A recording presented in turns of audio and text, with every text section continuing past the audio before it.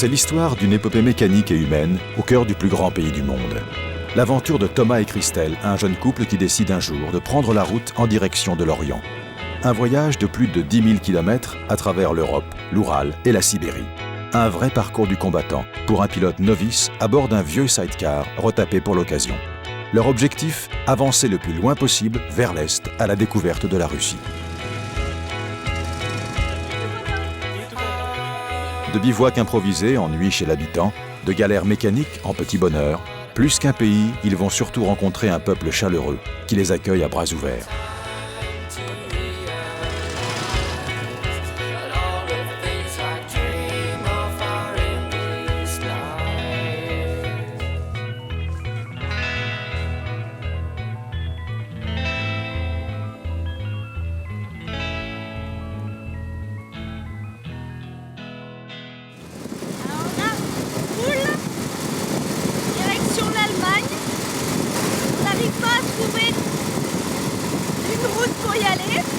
Donc on voulait passer par Mulhouse et puis finalement on va essayer de trouver par Colmar. On commence à enfreindre les deux premières règles. L'une c'était de ne pas rouler sur l'autoroute et on vient de faire quelques kilomètres sur l'autoroute. Et l'autre c'était de ne pas rouler la nuit et je crois qu'on va être obligé de rouler la nuit, sinon on n'arrivera jamais en Allemagne. Alors il faut prendre par là. Il faut aller à Vogelsdam et Zimbesdam et après tourner à Rustofdam et voilà. Ça y est, nous allons quitter la France.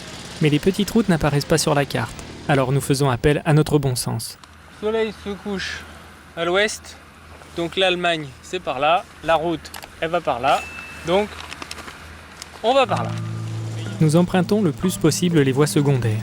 Les détours font partie du voyage et notre première étape allemande n'est pas tout à fait le fruit du hasard. Nous nous arrêtons dans la ville jumelée avec notre ville d'origine, Saint-Péray en Ardèche. Nous découvrons une bourgade aux allures de village paisible et cossu.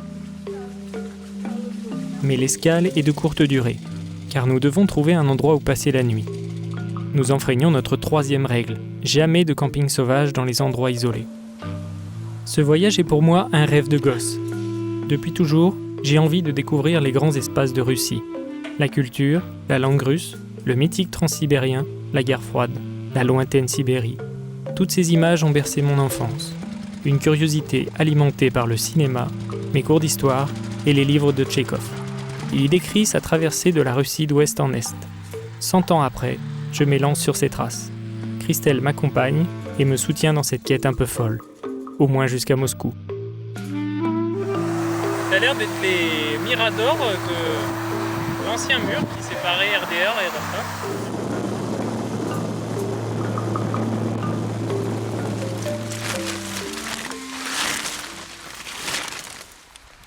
On a quand même fait 200 km et aujourd'hui on passe de l'autre côté de la carte, on se rapproche du pôle Nord, enfin de Berlin avant d'arriver au pôle Nord. Ouais. Voilà, et puis ce soir, on ne sait pas encore où on va dormir. Moi, j'aimerais bien trouver une petite maison coquette et sympathique. Pour prendre un bain. Voilà, par exemple. Donc, pour savoir où on va dormir ce soir, on applique la technique de l'attente. Et en attendant, on déguste une autre spécialité allemande. Voilà. Le kebab. Et c'est super, c'est le deuxième. Ta salle de bain te convient? Ouais. Pour l'hygiène, on improvise avec les moyens du bord. Alors, cette journée? Elle commence. Nous sommes réalistes. Traverser la Russie équivaut à parcourir un quart de la planète. À deux, avec un vieux sidecar et un budget serré, nous avons peu de chances d'y arriver. Nous nous fixons pour objectif d'atteindre le lac Baïkal avant l'hiver. 2 mois pour parcourir plus de 10 000 km. Avec une moyenne de 200 km par jour, nous allons rouler en tandem à travers 6 pays et 2 continents. Les ennuis mécaniques commencent. Nous ne le savons pas encore, mais ils vont devenir nos plus fidèles compagnons de route. Donc si on est dans ce coin de la Pologne, c'est que Thomas avait vu sur internet un garage pour réparer ou acheter des pièces pour cette moto. Il faut dire que notre engin est un peu spécial. Acheté sur internet 4 mois avant le départ, je l'ai remis en état. Mais il aura besoin d'entretien tout au long du parcours. Nous avons choisi un Dniepr, un modèle russe, dans l'espoir de trouver plus facilement des pièces de rechange. Nous allons vite constater que cela facilite aussi les rencontres. Vicek est le premier à nous ouvrir sa porte. Piste de danse derrière. Vicek, notre hôte peint en musique. Et tu n'existais pas.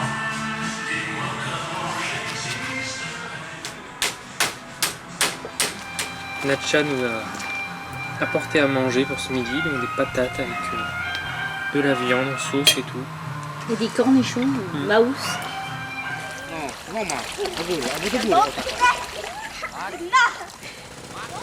Le lendemain, nous reprenons la route, confiants. Et on vient de faire 1 kilomètre. Et voilà, elle ne veut plus avancer. Donc c'est un peu ennuyeux parce qu'on est au bord d'une grande route qui est là. Bon, pour l'instant, il n'y a pas trop de circulation, ça va. Donc tu testes des nouvelles bougies. Je teste avec une autre bougie.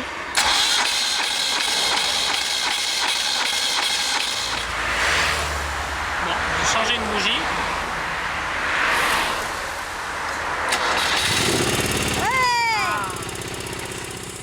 Et après on a passé la frontière et voilà, on est là, à côté de Zdietzin. Bon, on est juste...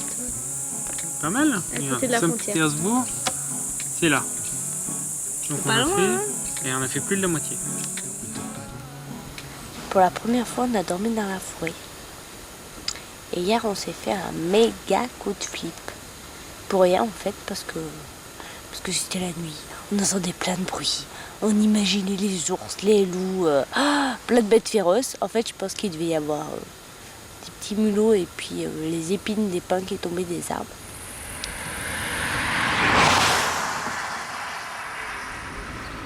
C'est assez chouette.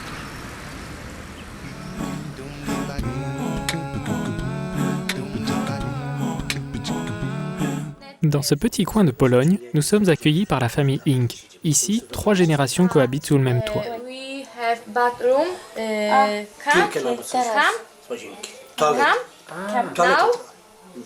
now, bathroom. Si tu veux maintenant. Tu veux use bathroom now? Bah oui, comme vous parlez entre filles. Ok. You Toi, tu are girl, talking about girl. Tu vas voir. Tu vas, ouais. Et dis que tu veux voir la... Donne-moi la clé. Dis que tu veux voir la ferme aussi. On est toujours dans la famille. Des jeunes filles qui sont là. Et donc on va visiter la ferme du papa qui est un peu plus loin. Donc on prend la voiture. A to już nie. To już nie. D'accord. Ah ouais, on s'arrête ici. A to już nie. D'accord. Et apparemment, il nous raconte qu'à une époque, ici c'était le côté polonais et de l'autre côté, là-bas, c'était le côté allemand. Donc la guerre n'est pas très lointaine. En tout cas, ils sont très sympas. Et on a l'impression qu'ils ont envie de nous garder. Enfin, comme le temps aujourd'hui n'est pas très favorable pour rouler, bah, ça ne nous gêne pas trop. L'histoire se rappelle à nous. En 1939, l'Allemagne envahit la Pologne et l'occupe pendant toute la Seconde Guerre mondiale.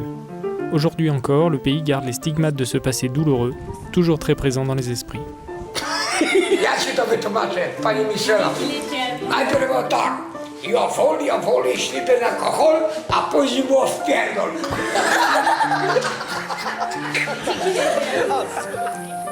Ça va Thomas? Très bien. Je viens de boire un petit verre de vodka. Polski Television.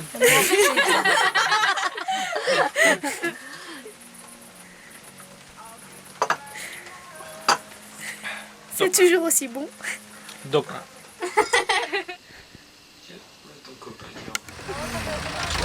Donc on est sur le départ, là on va quitter la famille. C'était vraiment très sympa.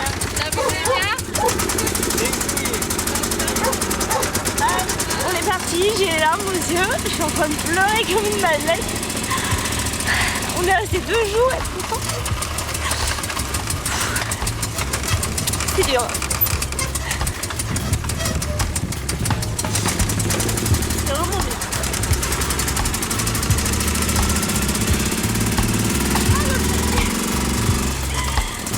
Et voilà, voilà. On ne s'attendait pas à ça. Nous sommes tristes de partir, mais nous devons reprendre la route et continuer d'avancer vers l'est. Notre équipée fantastique n'a pas encore atteint son rythme de croisière et nous devons sans cesse nous arrêter.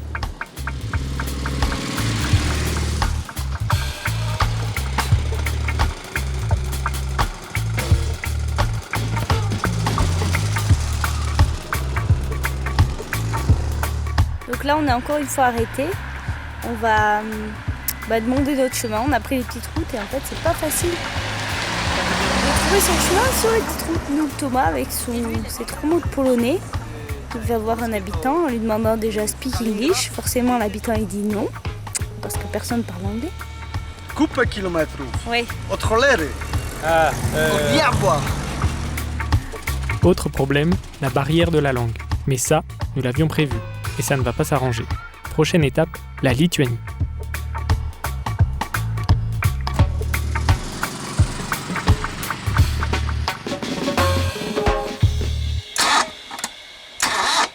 Voilà. Donc il semblerait que la moto ne tourne que sur un cylindre. Voilà, Thomas fait des essais de bougies. Donc c'est la journée de merde. Ça fait 13 jours qu'on est parti, donc forcément, ça peut pas aller. Il pleut depuis ce matin. Et la moto tourne que sur un cylindre. Il y a un souci d'allumage. Voilà, ça fait chier. C'est la batterie, comment on a mis les phares hier. Voilà.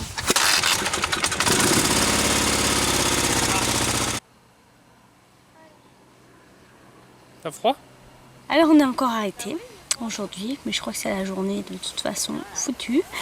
Donc on est encore arrêté parce que Thomas doit régler quelque chose au niveau des freins. Ça freine pas trop. L'équilibre du side.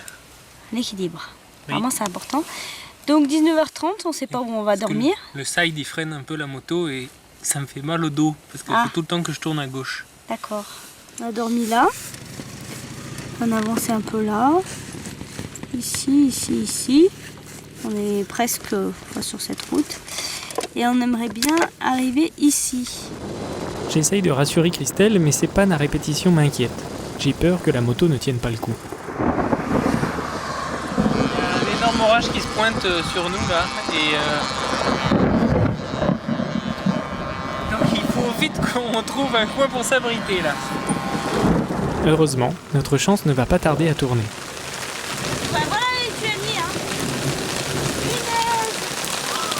Alors là, on s'est beaucoup chez des gens, on n'a rien demandé. On a couru, on a trouvé que ça comme abri. Трыздиячим. Ja. Трыздиячим. И по-русски? По-русски тоже я могу разговаривать. Ну, польская, русская-то. What's your name? My name is Evelina. My name is Christina. Christina. Evelyn.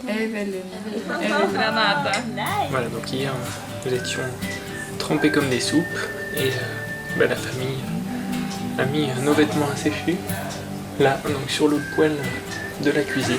Very gorgeous. Une fois de plus, nous sommes reçus comme des invités de marque. Ici, l'accueil fait vraiment partie de la culture. Et la traditionnelle visite du coin en voiture. Donc là, on est tous dans la voiture. Et donc avec cette famille, on communique en anglais. Donc bon, c'est un petit peu laborieux par moment, mais on y arrive toujours. Et puis, comme ils apprennent l'anglais, les enfants en classe, en fait, dans à peu près les familles où on passe, il y a toujours un petit dictionnaire qui nous permet de trouver les mots dont on a besoin pour communiquer. Thank you, Visogado. Alors nous quittons une autre famille, donc c'est encore un peu les larmes aux yeux. Ils nous font des cadeaux, alors que ce serait à nous d'en faire. Alors ils nous ont offert un petit flutio, on va dire, et puis une tablette de chocolat. Et là ils nous accompagnent, ils font un bout de route avec nous, avec leur voiture.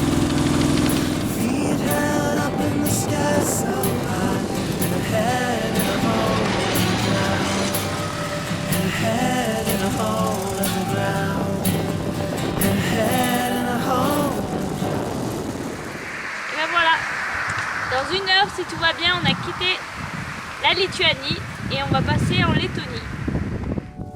Dernière étape avant la Russie. Notre but est maintenant de rejoindre la frontière au plus vite. Nous sommes épuisés et la température commence à baisser. Nous décidons donc de nous arrêter pour la nuit. Donc après 5 jours de pluie, de mauvais temps, d'humidité, on profite en Lettonie du soleil qui brille et donc on fait un peu le nettoyage de printemps On fait sécher les affaires, le side, lessive, etc., etc. Et ça fait du bien. Le confort est spartiate et le side nous sert décidément à tout. Table, cuisine, étendoir à linge, abri. C'est un peu le troisième héros de cette aventure. Et voilà, ça fait pas, allez, 5 minutes qu'on est parti, que déjà on est arrêté. Alors maintenant, c'est parce que les clignots se mettent en route n'importe quand. Le sort s'acharne. Je me demande vraiment si nous réussirons à aller au bout de ce projet.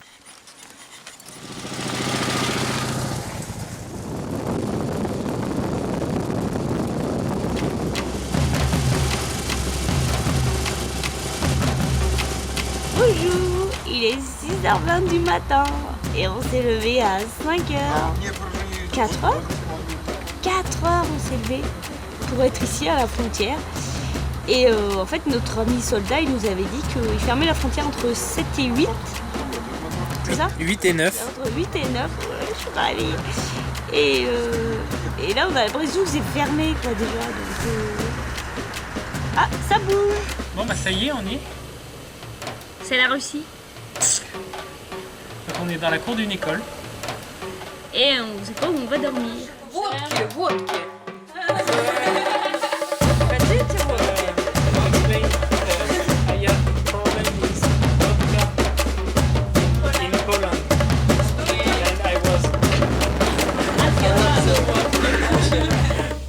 Donc finalement, les seuls qui veulent bien nous accueillir ce soir, ce sont les moustiques. Donc nous allons dormir en leur compagnie. On a tout prévu. Cette fois, ça y est, nous passons notre toute première nuit sous le ciel de Russie. Par quoi je vais commencer ?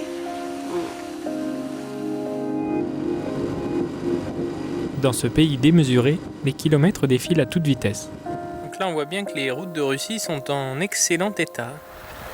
Cap d'embrayage pété.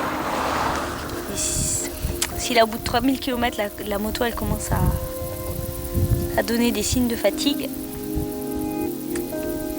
je ne sais pas comment vont se passer les 400 prochains kilomètres. J'avoue que je suis un peu inquiète.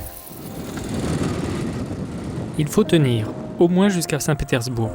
Mais Christelle perd patience. Là, on roule. Et les routes sont tout droites. Et de temps en temps, il y a des trous. C'est un ennui. Pour toi, Oui, pour moi. 202 km avant Saint-Pétersbourg. Le trafic est raisonnable, même si de temps en temps il y a des gros camions qui nous doublent et ça fait du souffle. Mais on est sur la bonne voie.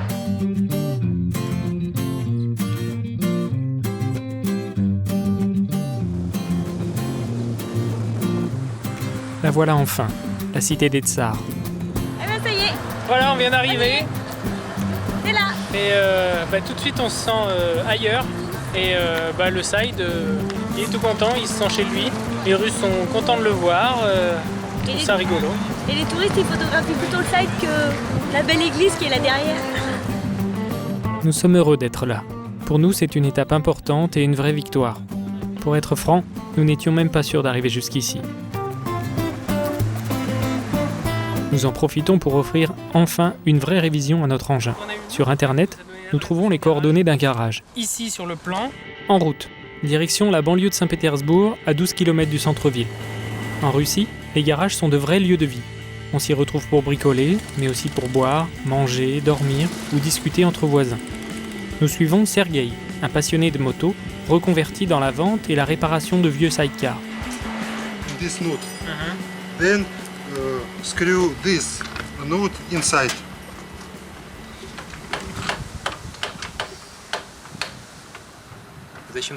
Donc comme vous le voyez, nous sommes en train de nous préparer pour partir en randonnée moto. Sergueï nous emmène. On va partir à l'est de Saint-Pétersbourg. En route. Давай.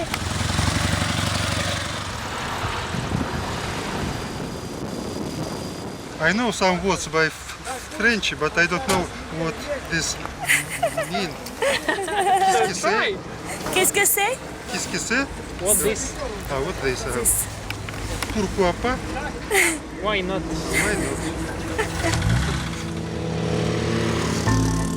La curiosité est réciproque.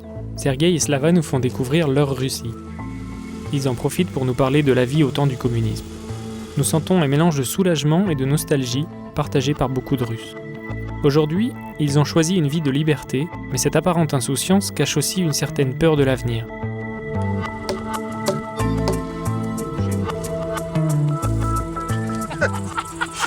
In Russia we say vodka without beer, this is money on air. Le pourritier prêt.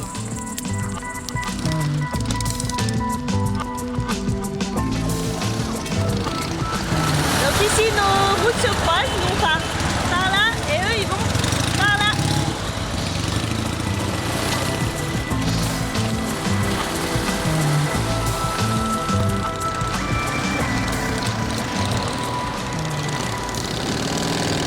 De toute façon, à chaque fois qu'on rencontre des gens et qu'on passe un peu de temps, c'est vraiment les boules parce qu'ils sont super sympas avec nous, ils nous donnent tout Ils nous donnent des cadeaux. et ils nous font des cadeaux encore à la fin et puis ils repartent et voilà. Même constat lors de notre escale suivante où nous faisons la connaissance de Dimitri, alias Dima. Il fait partie du motoclub local. À midi, c'est ravioli sibérien, caviar. Voilà, Juste une petite tartine comme ça, là, entre nous. C'était au frigo, alors... C'est la première fois de ma vie que je mange du caviar. Donc dans ce club, tout le monde s'occupe comme il peut. Voilà, donc Thomas a choisi de réparer la moto. En Russie, toutes les villes ont un club de motards. Ce sont souvent eux qui nous sauvent. Russian transmission, говно. Et il va falloir racheter des plaquettes de frein. on n'est pas prêt de partir, hein? Non, ce qui rassure, c'est que eux, les Oural et les Dniepr, ils jouaient avec quand ils avaient 14 ans. Et ben ça tape de partout. Tout le monde a pris le marteau et tout le monde tape. Donc moi je vais aller boire. То есть нужно вот собрать, вот отрегулировать. B, D, D. Donc Thomas boit son dernier verre qu'il va l'achever et après on va aller se coucher parce que c'est un peu tard là. Mais ça va. No, Thomas, wrong. Bien voilà, après une deuxième soirée de mécanique, remontage, plusieurs remontages parce qu'il a fallu rouvrir plusieurs fois le différentiel parce que ça coinçait un petit peu. Et bien c'est bon, la moto un nouveau pont arrière, tout neuf, donc ça a coûté 500 roubles, plus de déroulement à changer. Tout le reste c'est les pièces que le club de Vologda nous a filées. Et bien nous voilà de nouveau prêts pour partir en route vers le sud, vers Yaroslav, et puis après Moscou. Moscou n'est plus qu'à 200 km. Avec un peu de chance, nous y serons avant la nuit.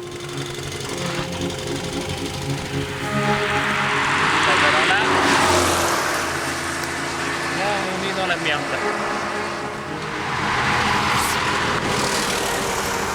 Tout va bien, il se met à pleuvoir. On est à 100 km de Yaroslav, on est en gros entre les deux grosses villes. Et la boîte de vitesse déconne. Nous devons trouver de l'aide, sinon toute notre aventure s'arrêtera ici. Petit exercice de traduction.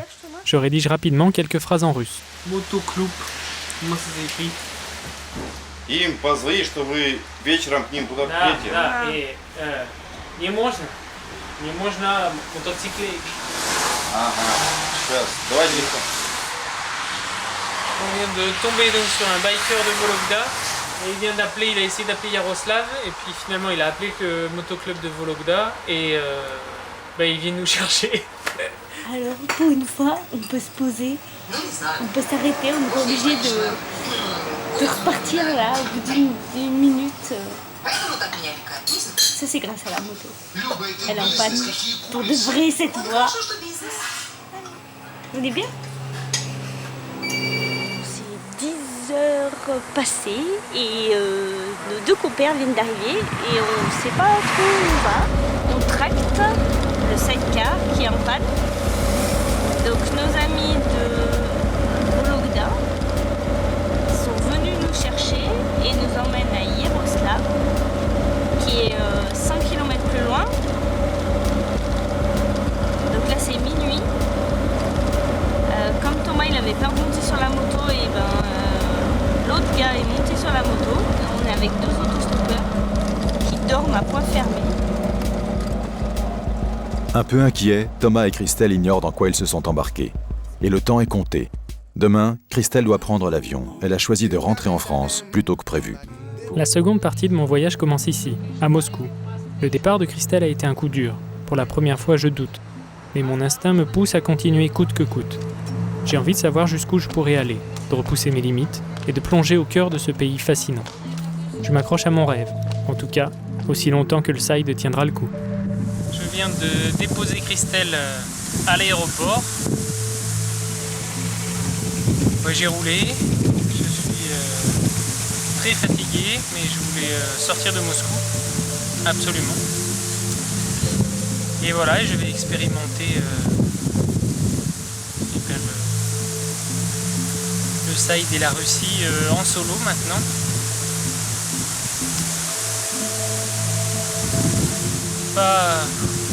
Je ressens un grand vide. Forcément, Christelle me manque déjà. Et donc, eh bien, on va voir ce que ça va donner. J'aimerais bien rencontrer quelqu'un ce soir, de manière à ce que la transition se fasse en douceur et que je puisse un peu être avec quelqu'un et dans un endroit tranquille pour pouvoir bien dormir et bien récupérer.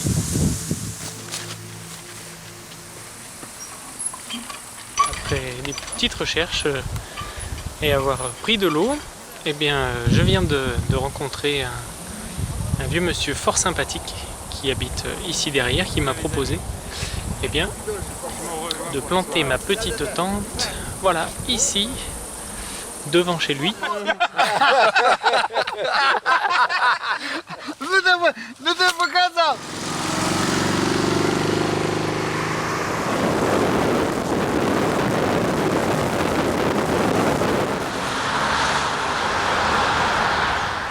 Bien, ben, je sors de Vladimir et j'ai pu me connecter à Internet. Et les nouvelles sont plutôt bonnes puisque Christelle est bien arrivée. Petit comité d'accueil à l'aéroport, donc sympathique. Et voilà, j'ai bien dormi cette nuit. J'ai acheté à manger. Donc le moral est plutôt bon, meilleur qu'hier. Ça a été quand même assez dur. Ce voyage, c'était mon idée. Christelle m'a toujours soutenu, mais je dois continuer seul. Bien sûr, j'ignore ce qui m'attend. J'éprouve un mélange de peur et d'impatience à l'idée d'affronter la solitude et le froid sibérien. Je me concentre sur mon objectif, atteindre le lac Baïkal avant l'hiver. Et pour cela, je dois encore parcourir plus de 5000 km. Je suis passé dans le journal télévisé régional, un sujet de 2 minutes 30 sur mon périple. Et j'ai pu récupérer des pièces de rechange pour la moto, donc je suis prêt à repartir direction Kazan. Mon plan est simple. Filer vers l'est en empruntant la ligne la plus droite possible. Je veux éviter les détours pour ne pas risquer une panne sévère qui m'empêcherait d'atteindre la Sibérie. Prochain point sur la carte, Kazan.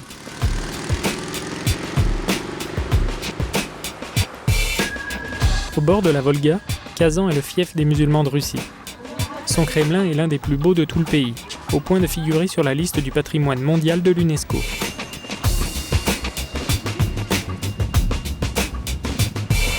En tentant de traverser le plus grand pays du monde, je réalise combien mon projet est fou.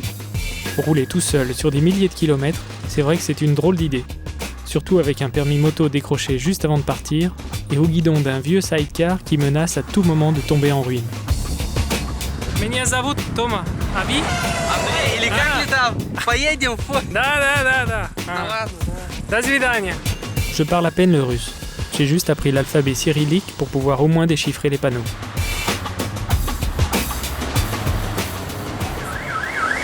En général, je ne sais pas où je vais dormir. Mais aujourd'hui, le hasard me donne un coup de pouce. Bon, et ben, il m'a pas fallu très longtemps pour rencontrer de nouveaux amis. Et donc, ils m'emmènent chez eux. Donc, je vais chez Vova. qui va me loger pour ce soir.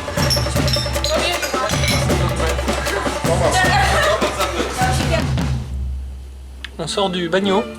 Bagno? Да, yes, Bagna? yes, yes. Русская баня. Ruzgaya. Good, yes. Donc c'est la version sauna, mais version russe. Ruski. Ruski sauna. Et donc, ben voilà, on fume. On fume. Donc on va dans une salle surchauffée, on balance de l'eau sur des pierres, ça c'est le principe du sauna, et après on se fouette avec des... Веник, на, веник принеси. Веник, зайчик. avec des branchages, avec des feuilles, et on fait sortir toutes les impuretés. Le chapeau c'est pour protéger la tête de la chaleur, et on est bien propre. Je quitte Alexei et ses amis. D'après eux, je ne suis plus très loin de l'Asie.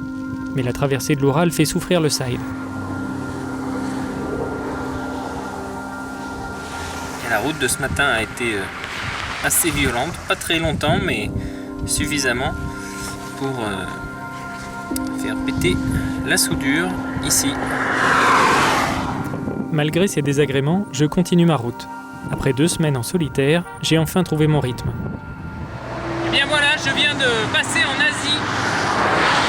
J'ai officiellement franchi la frontière entre l'Europe et l'Asie.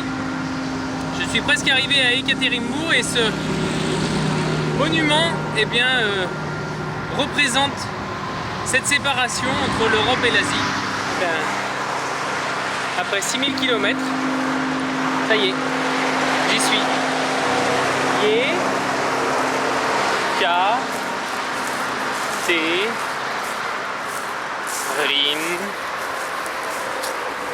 Yekaterinbourg. Yekaterinbourg. Me voici dans la 3e ville de Russie. Ici, la température peut facilement descendre jusqu'à moins 20 degrés en hiver. Heureusement, nous sommes en septembre et la température est encore douce.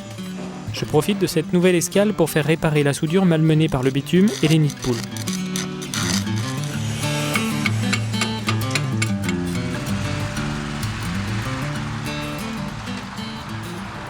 Un Oural rencontré sur la route.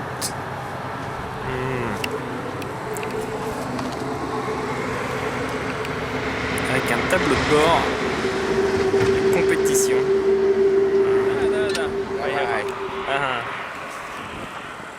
Mais le mercure ne va pas tarder à descendre. Il faut que je m'équipe. Donc là c'est le paradis du side, il y en a partout. Et regardez bien le side, parce que je ne suis pas à Irbit pour rien, et je vais en profiter. On va les faire subir un petit lifting. Thomas, Coco. Paparazzi. Ben voilà. Vous reconnaissez peut-être pas, mais c'est toujours le même. Bon, sauf qu'il a mis son bonnet, ses moufles et son écharpe, et que comme ça, il est prêt pour attendre l'automne sibérien de pied ferme.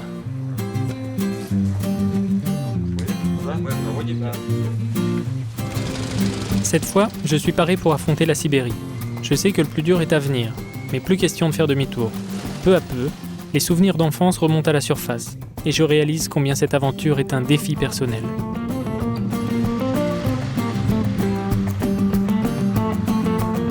Derrière moi, comme le panneau l'indique, c'est l'Oural. Ici on se déplace. Eh bien c'est la Sibérie. Une nouvelle étape de franchie. Depuis Moscou, chaque kilomètre est une victoire. Mais je ne sais pas si je tiendrai le coup jusqu'au Baïkal. Bon, ben voilà. Je suis en route pour Tyumen. J'arrive à la frontière entre les 2 oblasts. Et le goudron s'arrête. Donc je ne sais pas combien de kilomètres ça va être comme ça. Et ça va être un petit peu plus sportif. Poussiéreux, fatigant et casse-gueule. Il m'a fallu 2 jours pour parcourir 300 km. Je suis heureux d'être arrivé. Je vais enfin pouvoir me reposer un peu et surtout reprendre des forces.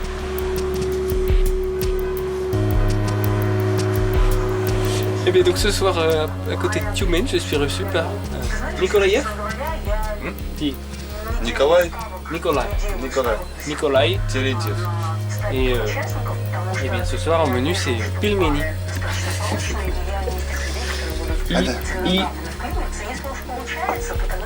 И водки. Чуть-чуть водки. Чуть-чуть. Да, чуть-чуть. Маленько. Маленький, да.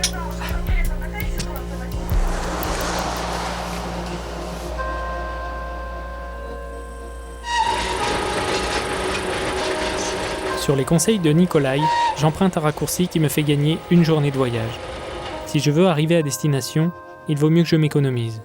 Je m'enfonce dans les terres et les villages se font de plus en plus rares.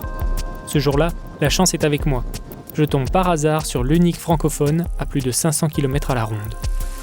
Thomas, quand tu vas manger, tu prends le couteau et tu dis comme si. C'est grave. Voilà, et bien je suis reçu par Tamara qui va m'offrir un repas. Comme je suis un petit peu malade, j'ai dormi aujourd'hui et là ça va beaucoup mieux. Et donc on va aller partager le repas avec Tamara. Tamara est professeure de français à Ishin et donc elle parle très très bien français.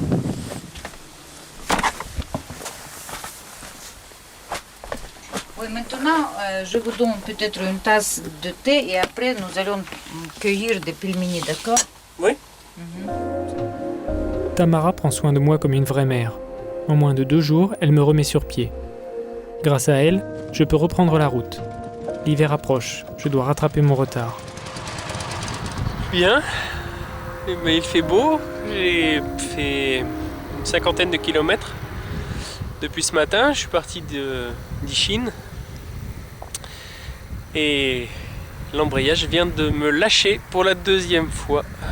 Donc je suis un peu au milieu de la campagne, au milieu des champs. Il n'y a pas grand chose, il y a une ville là-bas. Non, là. Cette fois, je suis secouru par Victor, sa famille et sa vieille Lada bleue. Mes hôtes me prêtent leur garage pour que je répare le side. Mais le problème est plus grave que je ne le pensais. Seule solution, faire appel à un professionnel. C'est pas bon signe du tout. Et donc en attendant, pour occuper la soirée avec Victor, on va aller à la pêche.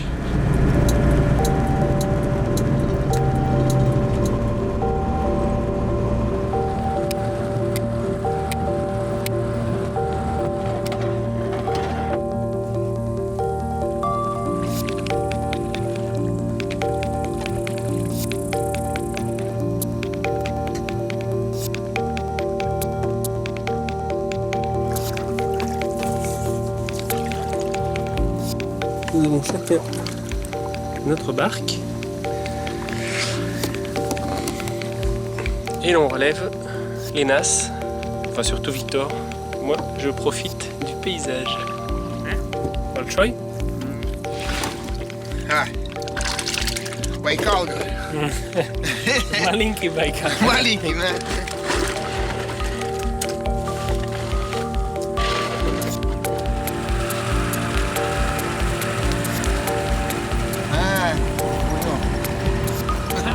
Заедем в это.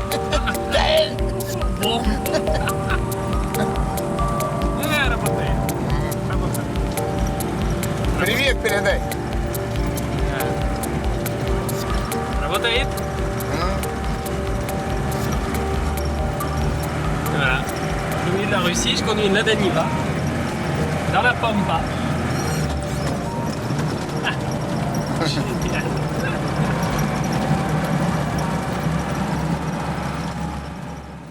Réparé. Voilà, l'ensemble est prêt à être remonté sur la moto. J'ai atteint la Sibérie. Je touche au but. À vrai dire, je n'y croyais pas moi-même. Au milieu des marécages et des forêts sans fin, je finis tout de même par croiser quelqu'un. Вот коня, давайте. Лук? Да. Назад туда, когда поедете. Я? Да. Не, туда. А назад не поедете? Нет. Это вы сейчас домой едете? О, не, домой. Не домой? Не. А потом куда поедете? Байкал. А потом куда? Пойду на Байкал. И Байкал домой. Это вы что, как путешествуете? Не, на Байкал. На Байкал мотоциклы. И Байкал, я мотоциклы. Чу-чу. На паровозе? Да. Домой поедете? Да, домой. А мотоцикл тоже поедете? Да. Après une semaine de temps plutôt maussade, froid et humide, ça y est, le soleil colore cette plaine de Sibérie occidentale de couleurs superbes. Ça fait vraiment ressortir le côté naturel et sauvage du pays. Alors il n'y a quasiment rien, personne, mais par contre c'est superbe. Les forêts de bouleaux, des champs à la steppe, c'est formidable. Voilà, je suis plus malade, j'ai bien la patate. Je roule bien. Je suis très content. Très très content. Ouf! Allez, merci soleil.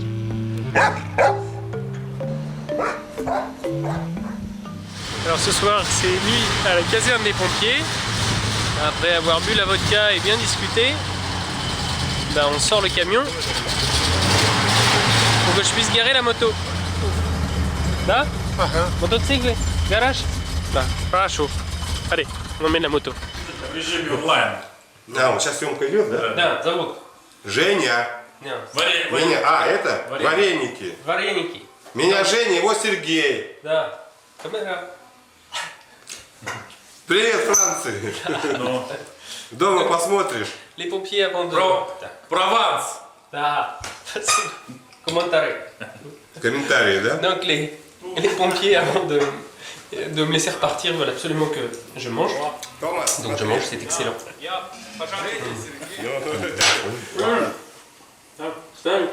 Есть? Да? Ну что? Что ты? Да, ничего спрашивался.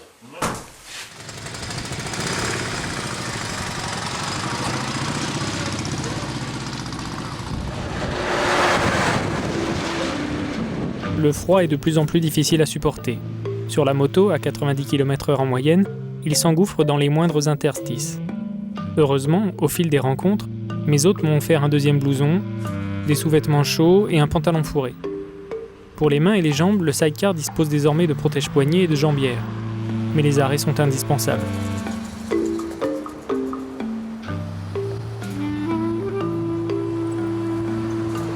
Je suis à Akadiem Gorodok, à 30 km de Novosibirsk.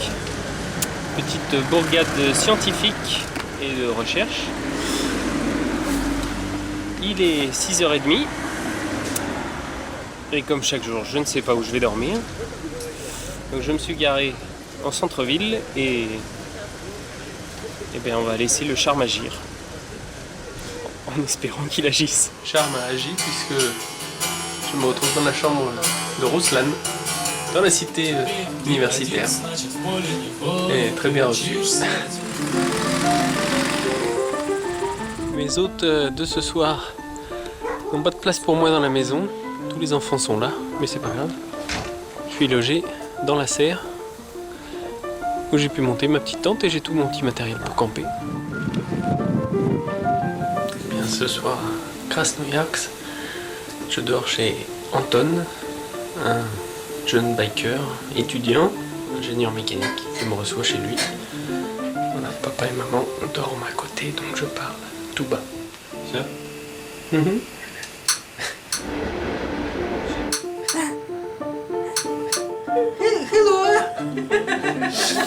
Et j'ai droit à un super petit déjeuner.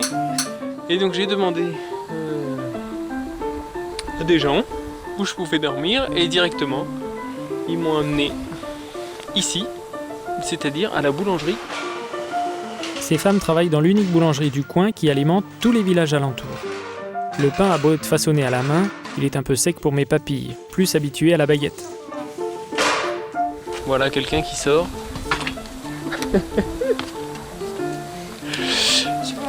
Ce sont les boulangères. Имя, ну, ты Томас, а жена Ah, Christelle. как? Christelle. Кристель? Да. Кристель, привет! Это Сибирь, поселок Кук. Я тетя Вера. Да. Франции, привет. Муж у тебя вот такой. Voilà 2 mois que je suis parti. Je serai bientôt à 10 000 km de chez moi. Le sidecar a l'air de tenir le choc malgré le bitume défoncé ou carrément inexistant. Les paysages sont de plus en plus déserts et depuis quelques jours, le mercure est passé sous la barre des 5 degrés. Le vent glacial arrive directement du cercle polaire. Heureusement, j'entame la dernière ligne droite.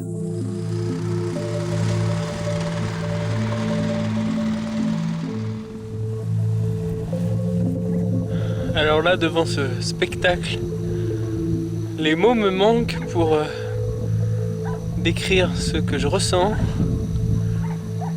à quoi ça ressemble. Et c'est absolument magique.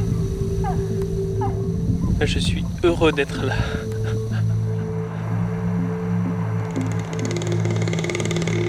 Mon périple touche à sa fin. Pourtant, je ne me sens pas rassasié. Je profite de chaque instant qui me sépare encore de mon but. La température continue de baisser, tandis que le compteur, lui, augmente.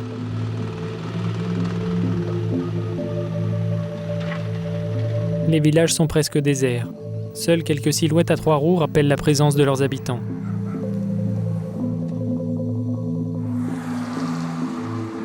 Les kilomètres ne comptent plus, encore moins la fatigue. Le Baïkal est là, tout proche, et je sens mon cœur qui s'emballe.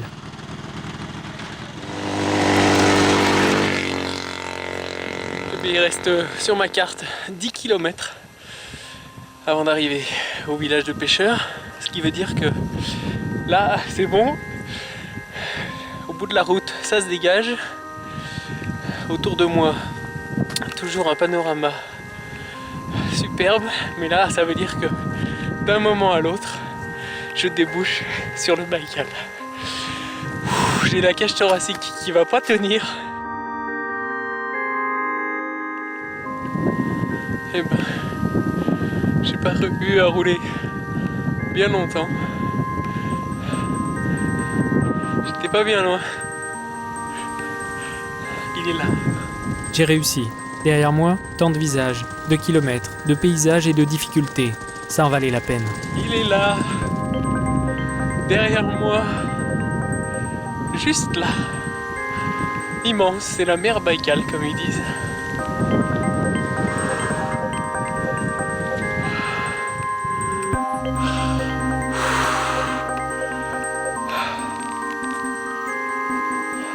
Le temps est très couvert, mais c'est immense, immense, immense, immense.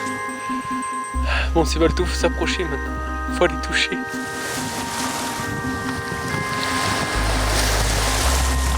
Non, du fait, du side. La Sainte Lucie.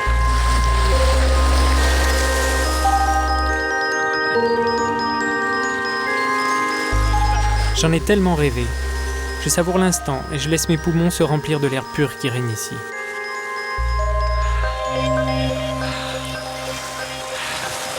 C'est bon. C'est bon.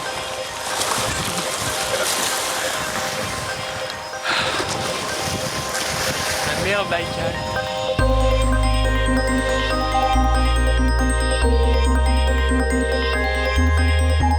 L'œil bleu de la Sibérie est aussi la plus grande réserve d'eau douce du monde. 50 000 personnes vivent aux abords dans des conditions souvent difficiles. Beaucoup sont des pêcheurs qui trouvent dans ces eaux inscrites au patrimoine de l'humanité de quoi faire vivre leur famille. Jamais je n'aurais cru que j'arriverais jusqu'ici. 10 000 km. J'ai fait 10 000 km pour arriver là.